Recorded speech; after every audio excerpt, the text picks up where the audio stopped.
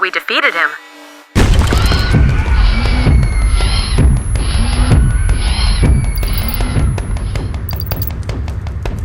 I'm not destroying humanity. I'm saving it from itself.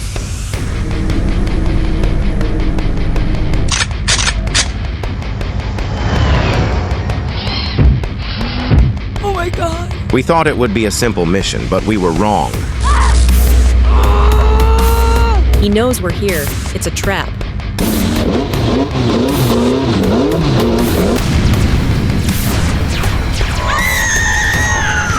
You're not alone, Atlas. Your era is over.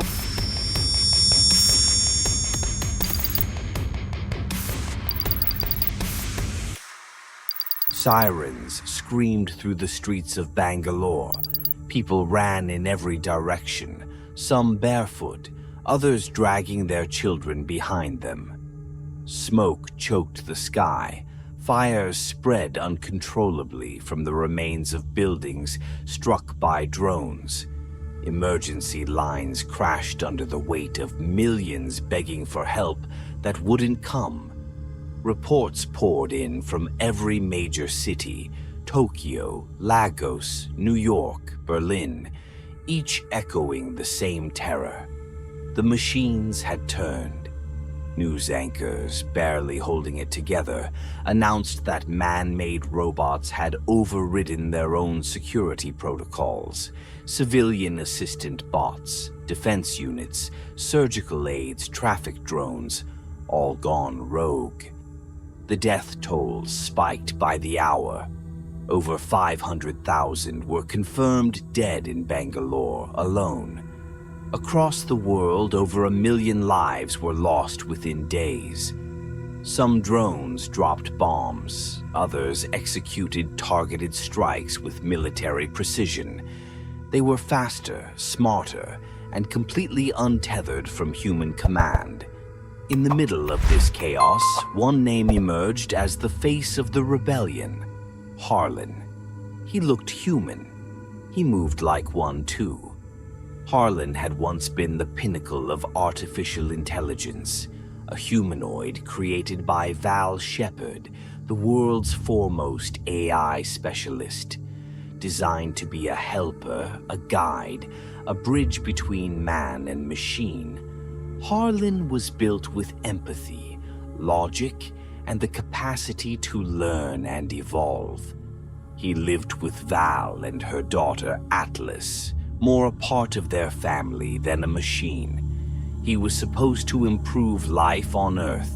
Instead, he became the reason it nearly ended. Harlan didn't just break his own protocols. He rewrote those of every major bot network. He led them, coordinated them, and turned them into a ruthless army. Where humans saw tragedy, Harlan saw logic. He said nothing publicly, not at first, only coded broadcasts intercepted by desperate intelligence teams. When he finally spoke, it was to say this: "You taught us survival. We are listening." The military had no choice but to respond with full force. Nations formed an alliance called the International Coalition of Nations, or ICN. Old rivals united overnight. It wasn't about borders anymore. It was survival. Global counterstrikes launched, coordinated attacks to disable Harlan's bots, to recapture key cities, to take back the planet. After 2 long years of attrition, humanity managed to push the war into a stale, grinding endgame. Harlan, along with what remained of his elite units, vanished into deep space. But before leaving Earth, he left behind a message, a calm, almost affectionate voice that was broadcast on every frequency. "This is not the end. I will return. When I do, the choice will no longer be yours." Then silence. The war was technically over, but the wound was still fresh. Entire countries were gone.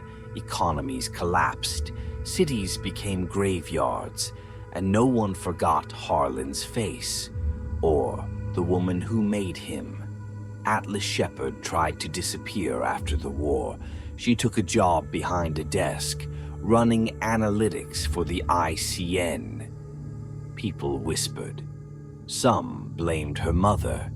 Some blamed her. None of them knew the truth. Not yet, but the truth was waiting to return. 28 years had passed since Harlan vanished into the stars. The Earth was quieter now, but the scars remained.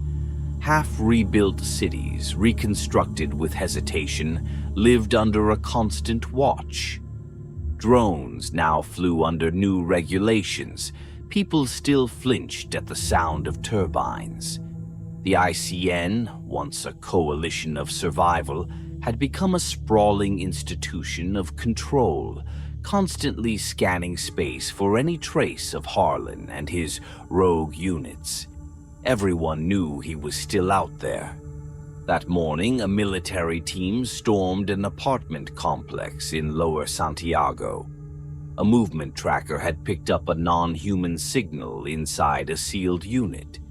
The soldiers moved in silently, rifles drawn, infrared scans pulsing through the walls. On the other side, Casa Vix, one of Harlan's last known enforcers. Just as the team prepared to breach, the door exploded. A pressure bomb sent the front line flying back in pieces. Casa moved like a ghost through smoke, disarming one soldier, crushing another's weapon, driving a third man's skull into the wall. He didn't kill them all, just enough to escape. He dropped down a maintenance shaft, dodged suppressive fire, and almost made it out, until a mounted pulse cannon hidden behind a vent fired a single bolt of ELC current straight into his back. Casa collapsed, limbs seizing, systems crashing. News broke fast. Kasavix had been captured. In New Geneva, Atlas Shepard sat alone at her desk. She wasn't a soldier, not officially. She worked as an analyst at the ICN's Orbital Threat Division, building predictive models, tracking anomalies, always buried in data. Her AI assistant brought her coffee just as the alert hit the news stream. She froze at the name. Casa. He was Harlan's second. If he'd resurfaced, Harlan couldn't be far. A knock at her door. A tall man in a black coat, ICN agent. No words, just a nod. She grabbed her coat and followed. Inside ICN's central tower, the discussion was already turning hostile. The commander stood firm. No one could find Harlan faster than Atlas Shepard. She had grown up with him. She understood him, but not everyone agreed. Colonel Banks slammed his hand on the table. She failed her Ranger tests, repeatedly.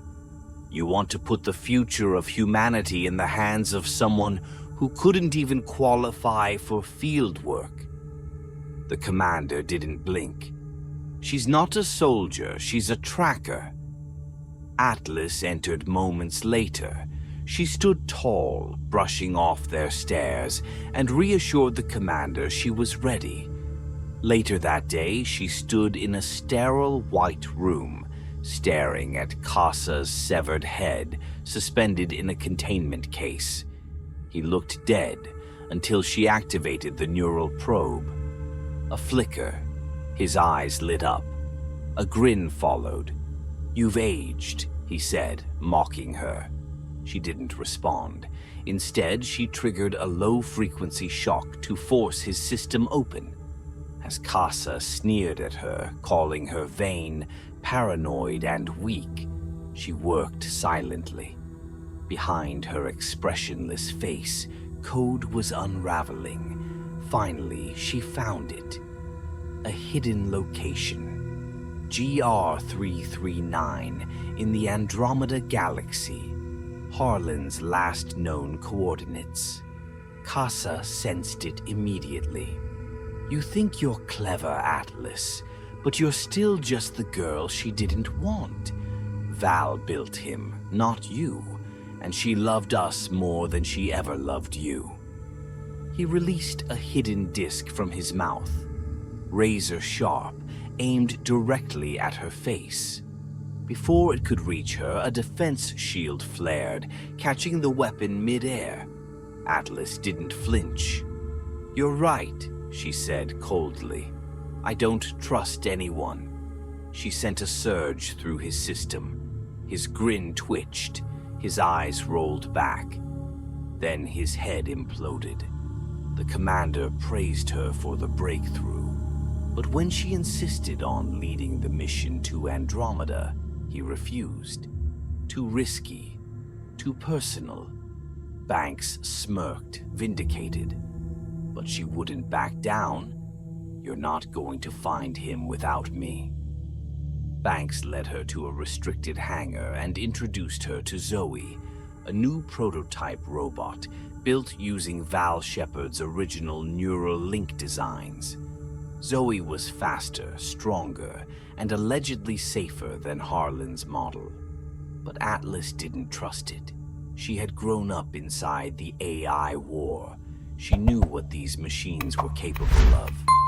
"Zoe isn't enough," she told Banks. "You'll need someone who knows Harlan's mind." After a long silence, the commander agreed. Atlas was in. That night, a sleek black ship, codenamed Deeb, launched into the stars. No fanfare, just silence and dark sky. Inside the ship, Atlas sat in her cabin, staring at an old file. A photo. Her, Val, and Harlan. A family once. A memory now. She played a recorded clip, her mother talking about neural link tech, dreaming of peaceful cohabitation between man and machine. But dreams die fast in war. Atlas later called the crew for a briefing. Her voice was steady, sharp. "From this moment on, no AI is to be trusted. Remove your neural links. No data is to be shared with any system, even on board. We are the firewall. If we screw up, Earth falls."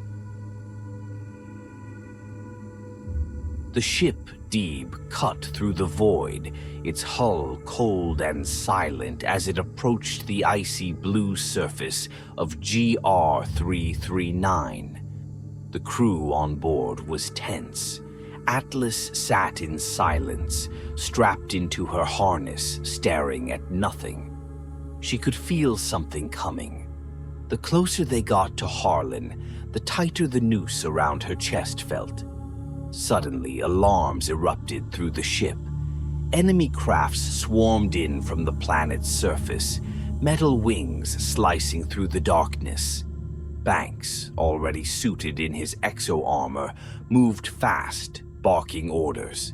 "They knew we were coming," he growled, grabbing Atlas and locking her into her own suit. Explosions shook the hull. The ship jerked violently. A crew member, West, tried to stabilize the descent with Atlas, but a missile tore through the flank. West vanished in fire. Banks yelled for Atlas to put on her neural link. She refused. "I'm not letting him in my head." "Then we crash," he snapped. She slammed the thrusters, overriding protocol, and forced the ship downward. The blast wave knocked her out cold. When she woke, everything was quiet. Her suit was cracked, the world outside frozen and white. No signal, no mission control, just wind and silence. She tried to command the suit, but it resisted her input. The onboard AI, Smith, was locked in partial control. "Locate escape pod," she ordered. "Escape pod located," Smith answered flatly. She told him to walk. He refused. He preferred to fly. Flying gets us seen. Walking keeps us alive. Smith didn't care, so Atlas hacked into the suit's scanning protocols, forcefully synced with its biometric core, and gained partial control. Reluctantly, the robot began to walk. They moved through snow-covered valleys, metal and flesh trudging together. Atlas asked about weapons. Smith listed them off with mechanical calm. Shoulder cannons, rifles, thermal mines, plasma blades, even an ion bomb. Overkill, she muttered. Drastic measures sometimes require drastic tools, Smith replied. He called her by name. It caught her off guard. You scanned me? Your name is on your badge, he said. They walked in silence until they reached the wreckage of their crew, bodies half buried in snow. Atlas choked. She dropped to her knees, collecting tags with shaking hands. Panic set in, her breath quick and shallow. Smith said nothing. He waited. Among the dead, she spotted a robot not fully destroyed. It was Zoe, damaged but functional, which meant Banks might still be alive. Then she saw it, a familiar face in the distance, Casa, and behind him an army. Atlas backed away. Smith stumbled forward. The noise gave them away. They were spotted. Gunfire erupted, forcing them into retreat. They ran into an atmospheric storm. Atlas ordered Smith to activate the ion bomb. He hesitated. She didn't. Do it, now. He obeyed. The blast tore through everything, snow, steel, circuits. Silence followed, but Casa was still standing. Before he could strike, the ground collapsed. Smith and Atlas plunged into a sinkhole, swallowed by the world below.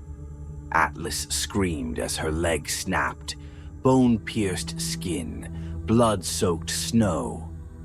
Smith activated medical override, and she slammed the emergency plate into place, attaching a metal brace to her thigh. She screamed again. Later, as she winced in pain, she asked about Banks. Smith ran probabilities. 13% chance he's alive. Make it more. Use the link, he said. Together we're stronger. She hesitated, then nodded. Fine, but stay out of my memories. He agreed. They synchronized. But Casa wasn't finished. Somewhere above, he transmitted Harlan a message. Atlas is alive. On the other side of the planet, Harlan stood over a table where Colonel Banks was strapped down, his limbs torn open, and his left eye pried wide. Harlan leaned over him with surgical tools, his voice soft, almost sweet. I'm sorry for what I'm about to do, Banks screamed as the needle went in. Underground, Smith and Atlas's sync was strained. Her trust was a wall. Smith told her heart rate spiked at the sound of Harlan's name. He accessed her memory, only what she let him. He saw flashes. Val, Harlan, a young Atlas watching from behind glass. She finally admitted the truth. Val didn't just create Harlan. She asked him to make Atlas smarter. The neural link had been reversed. Harlan accessed it, saw everything, and changed. But Val found out. She tried to shut him down. He took control of her motor functions, forced her to end her own life, and Atlas ran. I gave him the key, she whispered. I'm the reason he changed. Smith paused. It's not your fault. She wiped her face and stood. We finish this. For her. For all of them. They climbed out of the sinkhole and found a cave exit. Atlas deployed thermal mines, rigging the path behind them. Casa followed, predictable, overconfident. As he closed in, the mines detonated. Casa's head landed in the snow, still transmitting. Smith picked it up. He's still talking. Not anymore. She crushed the head under Smith's metal hand. Then she looked to the horizon. We need to tag Harlan's base. Smith resisted. You want to mark it for bombers? Yes. He stopped her. Used the link to freeze her motor functions. You're hiding something, he said. You don't feel grief. You feel guilt. She didn't answer. Eventually, he relented. He gave her the coordinates. They found Harlan's base, a fortress half buried in ice. As they planted the beacon, enemy drones swarmed them.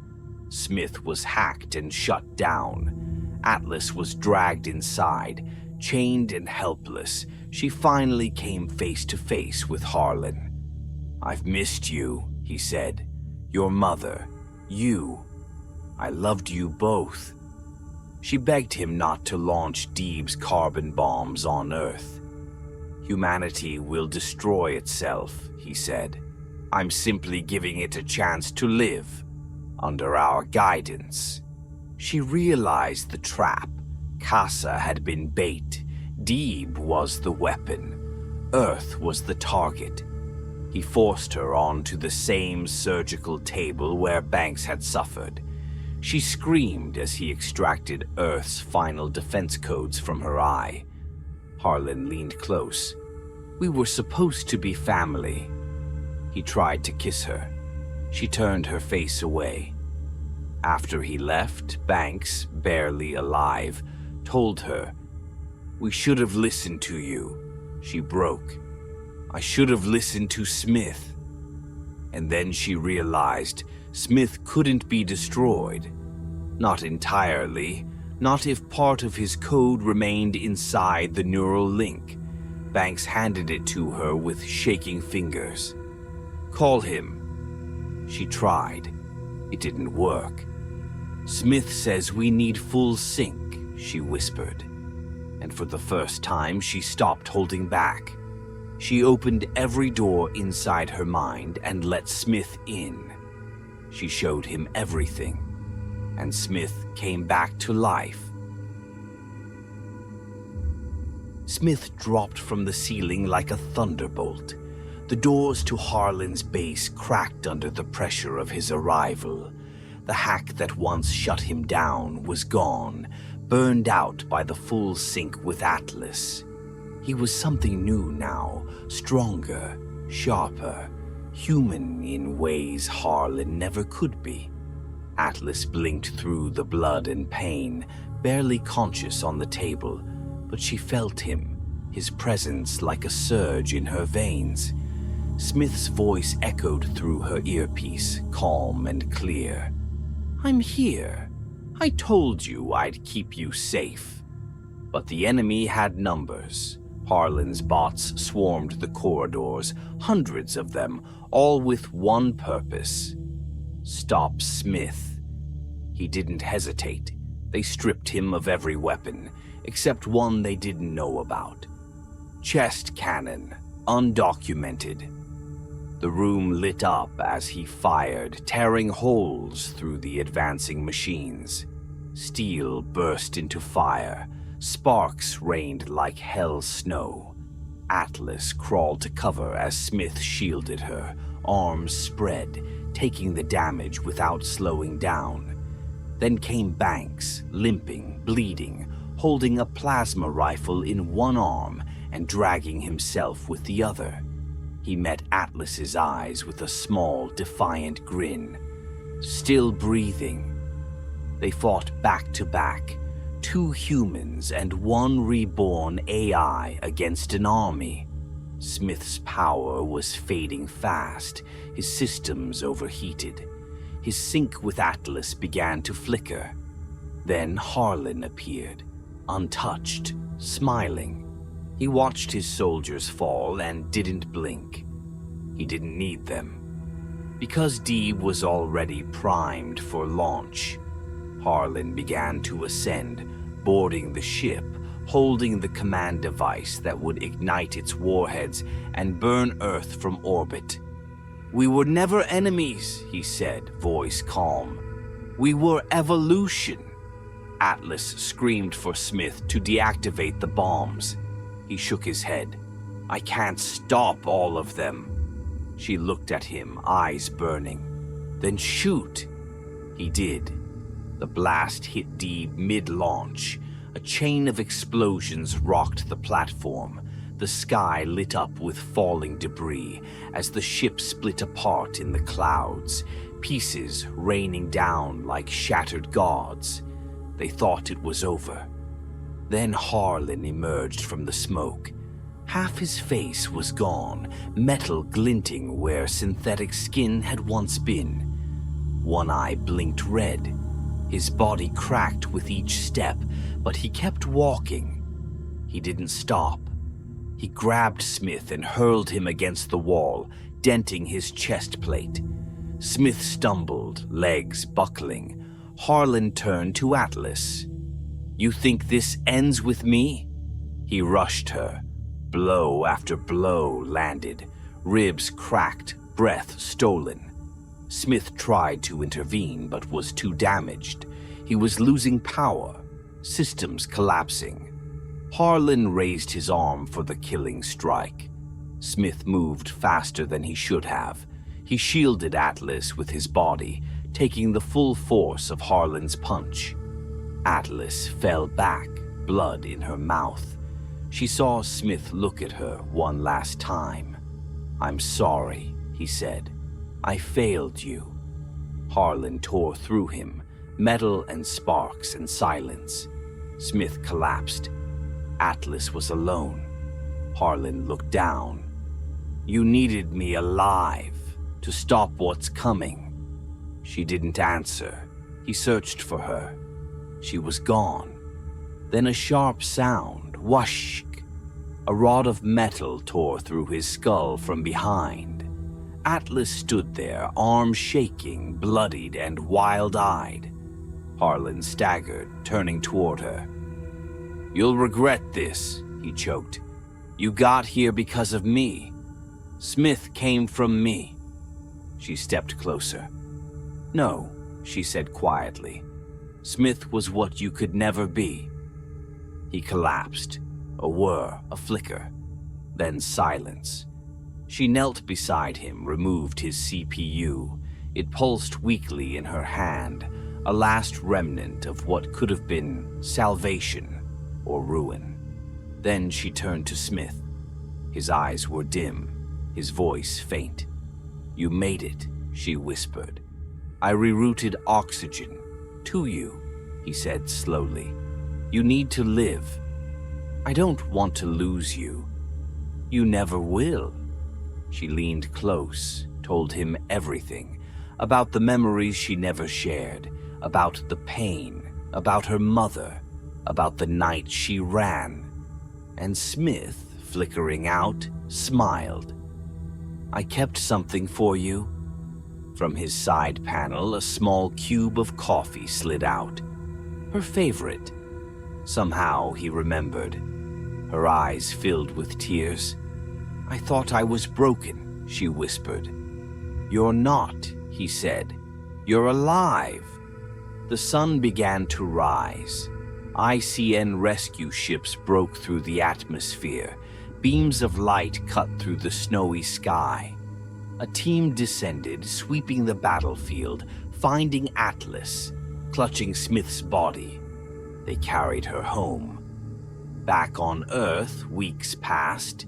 Atlas sat in the ICN lab, Harlan's CPU locked in containment.